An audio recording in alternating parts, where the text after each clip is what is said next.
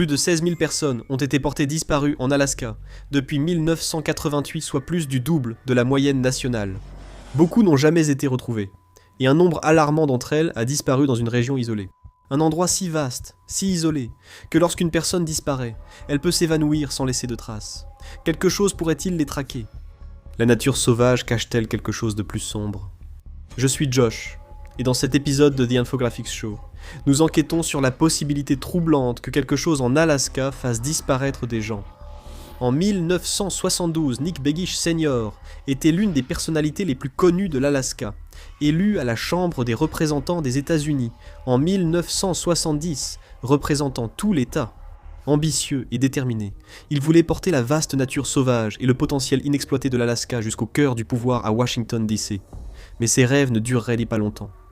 Begich s'est rapidement lié d'amitié avec des personnes influentes, dont le chef de la majorité à la Chambre, Hale Boggs. Le politicien du Sud savait que le démocrate d'Alaska luttait pour sa réélection, alors il était monté au nord pour le soutenir. Ils sont montés à bord d'un Cessna 310 bimoteur pour voyager d'Anchorage jusqu'à la capitale de l'État, Juneau. Accompagnés de l'assistant de Begich, ils devaient effectuer un vol de routine vers la prochaine soirée de levée de fonds de la campagne. Puis, ils ont disparu. 2 membres de la Chambre des représentants, dont un membre de la direction disparu. Les secours militaires et civils ont été mobilisés, mais les hommes restaient introuvables. Plusieurs éléments étranges entouraient cette affaire. Aucun signal d'urgence n'a jamais été capté depuis l'avion, alors qu'il aurait dû l'être même en cas de crash. On a découvert plus tard que l'avion n'avait jamais reçu d'émetteur. On l'a retrouvé inutilisé à Fairbanks. Après 39 jours, les recherches massives ont été abandonnées, et toutes les personnes à bord ont été déclarées mortes. Et le plus effrayant, c'est que cela continue d'arriver. Une vaste région de l'Alaska, d'Anchorage et Juneau jusqu'à Utqiagvik, a reçu un surnom glaçant, le Triangle de l'Alaska. Cette région isolée est tristement célèbre pour ses disparitions mystérieuses. S'étendant sur plus de 665 000 miles carrés, la majeure partie de cette région est composée de parcs nationaux, de petites villes et villages, ainsi que de longues routes désertes. Il est donc facile de disparaître sans laisser de traces, surtout dans un terrain aussi hostile. L'Alaska borde le détroit de Bering, l'une des régions les plus orageuses du monde, où la navigation est difficile.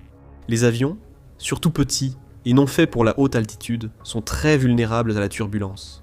Dans des conditions difficiles et sur un terrain isolé, une personne au destin tragique peut disparaître totalement, avant même que quiconque ne sache ce qui s'est passé. Et c'est ainsi que la région a gagné son surnom terrifiant. Le triangle de l'Alaska et le triangle des Bermudes partagent de nombreux points communs, étant tous deux des zones isolées où le sauvetage est peu probable. Les deux subissent de forts vents et tempêtes, et sont probablement fréquentés par de petits avions, qui ont un risque de crash bien plus élevé. Tous ces facteurs sont explicables. Ce qui ne l'est pas, c'est le nombre de personnes qui disparaissent alors qu'elles ne sont pas dans des avions. Plus de 20 000 personnes ont été portées disparues dans la région, avec environ 2200 signalements chaque année.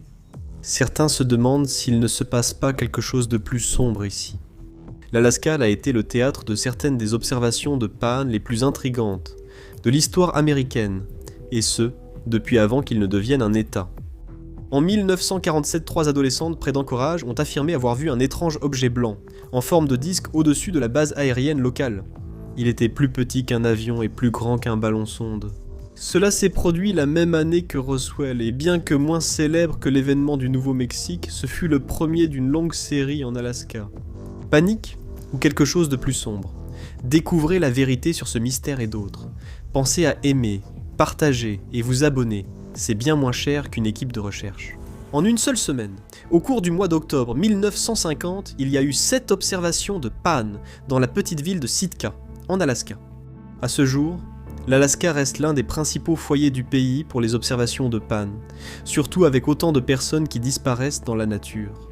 C'est en février 2023 que le mystère des Pan en Alaska a de nouveau fait la une des journaux.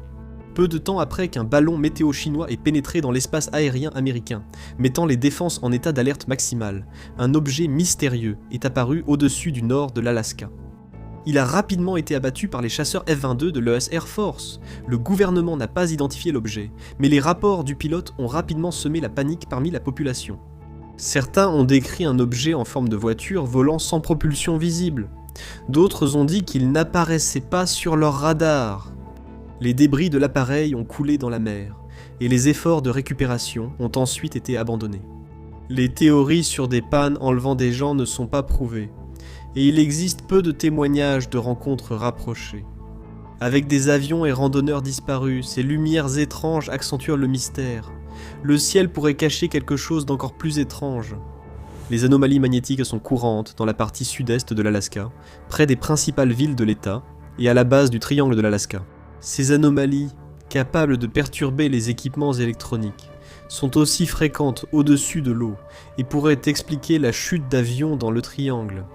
Les petits avions affrontent des conditions périlleuses dans la nature sauvage de l'Alaska. Plus ils se rapprochent de la côte et du détroit de Bering, plus le vol devient dangereux. Des problèmes sur le système de navigation pourraient entraîner une erreur fatale, coûtant la vie à toutes les personnes à bord. Cela expliquerait pourquoi tant d'appareils disparaissent dans l'immensité de l'Alaska. Mais tant qu'il y aura encore des lumières mystérieuses dans le ciel de l'Alaska, les gens continueront de se demander s'il y a une intervention extraterrestre. Mais cela n'explique pas pourquoi autant de personnes disparaissent sur la terre ferme. Pour Erin Marie Gilbert, l'Alaska devait être un nouveau départ. La Californienne de 24 ans avait déménagé à Anchorage en 1995 pour vivre avec sa sœur et travailler comme nourrice. Elle s'est vite liée d'amitié avec David Combs. Ils ont rapidement accepté de sortir ensemble à la foire forestière de Girdwood, un village au sud d'Anchorage. Le couple a passé un moment dans un Biergarten avant de décider de partir. Erin Gilbert n'a plus jamais été revue. Combs a d'abord été le principal suspect, mais a nié toute implication, affirmant qu'il était revenu avec Gilbert à sa voiture et découvert la batterie à plat. Il est parti chercher de l'aide, et, à son retour, elle avait disparu. Il a réessayé sa voiture, et cette fois, elle a démarré. Il est revenu à la fête foraine pour retrouver Erin, mais elle restait introuvable. Il a cherché toute la nuit, puis a appelé sa famille pour vérifier si elle était rentrée, déclenchant alors la panique. Gilbert avait des amis et de la famille dans la région, ce qui signifiait que sa disparition a attiré beaucoup plus d'attention. Le lendemain, sa sœur Stéphanie a mené une battue infructueuse dans les bois. Rapidement, les policiers d'État de l'Alaska et d'autres services de sécurité ont rejoint les recherches pour retrouver Erin. Combs a été innocenté après une enquête approfondie, notamment grâce à son rôle dans l'alerte des gens sur l'affaire. Une récompense de 35 000 $ a été offerte, mais il n'y a eu aucune piste. Aucun signe de acte criminel, aucun reste humain, aucune trace de ses vêtements. C'était l'une des disparitions ayant laissé le moins de traces, et l'une des plus mystérieuses. De nombreuses théories sur Gilbert ont émergé au cours des 30 années suivantes. La Girdwood Forest Fair se tient entre deux ruisseaux, California Creek, le plus petit, et Glacier Creek, qui se jette dans l'océan. Si Gilbert avait tenté de quitter la zone à pied, elle aurait pu perdre l'équilibre et tomber dans un ruisseau. D'autres théories, comme celle selon laquelle elle se serait simplement perdue dans les bois et aurait succombé aux éléments, ou aurait été attaquée par un prédateur, ne tiennent pas en raison du manque de preuves, du moins par un certain type de prédateur. Près de 69% des victimes autochtones assassinées sont des femmes ou filles, souvent disparues dans des zones isolées, où les secours peuvent mettre des jours à arriver. Le tueur en série Robert Hansen a exploité cet isolement, faisant des dizaines de victimes pendant plus de 10 ans, et l'Alaska constitue un terrain de chasse idéal. C'est l'un des meilleurs endroits du pays pour un tueur en série. Certaines régions au nord de l'État, comme la Dalton Highway, comptent des centaines de kilomètres entre les arrêts, avec peu de personnes sur la route. Il n'est pas probable qu'un seul tueur en série soit responsable d'un grand nombre de meurtres, mais un nombre effrayant de disparitions pourrait être attribué à des actes criminels très difficiles à retracer. Mais l'option la plus probable est que l'Alaska abrite un tout autre type de tueur. L'Alaska attire un certain type de visiteurs, le genre de personnes qui prospèrent dans des conditions brutales. Nombreux recherchent l'aventure, comme la chasse à l'orignal, la pêche sur glace ou la randonnée en zones isolées, appréciant solitude et danger. Mais si quelque chose tourne mal là-bas, il pourrait être très difficile de s'en sortir vivant. Ils se trouvent dans des conditions difficiles, à des kilomètres de tout secours, avec un terrain dangereux et des animaux sauvages tout autour d'eux. Même les aventuriers les plus expérimentés au monde peuvent succomber. Naomi Uramura n'a jamais vu de limite qu'il ne voulait pas repousser. Né au Japon, en 1941, il a passé les 43 années suivantes à tester ce qu'un seul homme pouvait accomplir. À l'âge de 30 ans, il avait gravi 5 des 7 sommets. Il avait accompli la première expédition en solitaire jusqu'au pôle Nord, descendu seul l'Amazone en radeau, et gravi le Denali. Il avait même atteint le sommet de l'Everest. C'était un homme apparemment sans peur. L'Alaska ne se soucie pas des réputations. Uramura a gravi le Denali pour la première fois en 1970 pendant la belle saison. Il l'a fait en solitaire, comme la plupart de ses aventures. Mais cela ne lui suffisait pas. Il restait une montagne, le massif Vinson en Antarctique. Il rêvait de voyager seul sur le continent austral et de réaliser aussi cet exploit. Mais même lui savait qu'il n'était pas prêt. Pour se préparer, il décida de refaire une ascension en solitaire du Denali, cette fois en hiver, ce qui avait rarement été accompli. Uemura était déterminé à accomplir l'impossible. Atteindre le Denali en hiver impose d'affronter des glaciers parsemés de crevasses dangereuses, parfois dissimulées sous la neige. Voyageant avec un équipement minimal pour limiter le risque d'effondrement de la glace, il a entrepris son ascension audacieuse en février 1984. Nous savons qu'il a atteint le sommet. Son drapeau japonais a été retrouvé planté au sommet de la montagne. Mais aucune trace de Naomi Uramura n'a jamais été retrouvée. Il a parlé pour la dernière fois par radio avec des journalistes japonais pour leur faire savoir qu'il redescendait. C'était une journée venteuse avec des conditions dangereuses. À un moment donné, avant d'atteindre le camp de base, il a disparu. Les sauveteurs, guidés par des campeurs expérimentés, ont fouillé la montagne en suivant l'itinéraire d'Uramura. Ils ont découvert des traces de son passage, une grotte où il avait séjourné, et un journal indiquant qu'il s'était délesté de beaucoup de matériel. Il se peut qu'il soit tombé dans une crevasse trop profonde pour être retrouvé. Mais comme tant d'autres mystères, aucune réponse ne viendra. Et quand il n'y a pas de réponse, les gens se tournent vers des sujets plus sombres. L'Alaska est un endroit mystérieux. 90% de l'État ne sera jamais vu par la majorité des visiteurs. Même des sites touristiques très populaires restent très isolés. Dans de nombreuses régions de l'Alaska, le soleil ne se lève pas pendant des semaines en hiver, notamment lors d'une nuit polaire de 65 jours à Utqiagvik. Les aurores boréales peuvent souvent danser à l'horizon, donnant à tout l'endroit une ambiance surnaturelle. Et avec autant de disparus, les gens soupçonnent quelque chose de plus sombre. Le Kushtaka, créature terrifiante et métamorphe du folklore tlingit d'Alaska, rôderait dans la nature sauvage. Et au fil des années, ceux qui sont venus chercher des réponses ont entendu des légendes étranges. L'une d'elles parle d'une immense pyramide noire cachée dans le paysage gelé, peut-être d'origine extraterrestre. Certaines légendes disent qu'elle se trouve dans une installation gouvernementale secrète, peut-être une zone 51 du Nord. Ceux qui s'en approchent trop près n'en ressortent pas. Ces faits pourraient-ils être liés aux personnes disparues ? L'une des disparitions les plus mystérieuses de l'histoire de l'Alaska est celle de Gary Frank Sutterdon, porté disparu depuis 1976. Originaire de New York, aventurier et esprit libre, il partit dans la nature sauvage de l'Alaska pour se retrouver, espérant explorer la rivière Porcupine près de la frontière canadienne. Ayant déjà travaillé sur un pipeline en Alaska, Sutterdon était un explorateur expérimenté et avait prévu de longer la rivière avec un ami. Mais ce jour-là, il n'est jamais réapparu.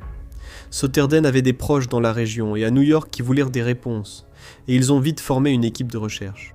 Mais on perd vite la trace en Alaska, et on a retrouvé peu de traces de Gary Frank.